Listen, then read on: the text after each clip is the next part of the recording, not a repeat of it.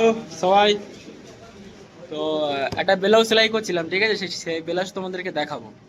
তোমরা একটু দেখে বলো যে কেমন হয়েছে ব্লাউজটা, ঠিক আছে?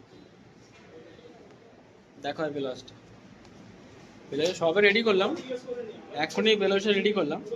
রেডি করার পরে একটু সোজা করে হ্যান্ডে ডিজাইন করেছি, একটু ব্যাগের হালকা ডিজাইন করেছি, ঠিক আছে?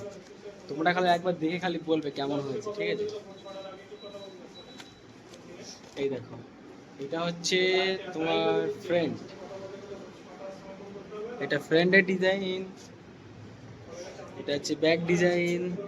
এবারে এখানে মতি হবে সব, এই গ্যাপে গ্যাপে সব মতি হবে।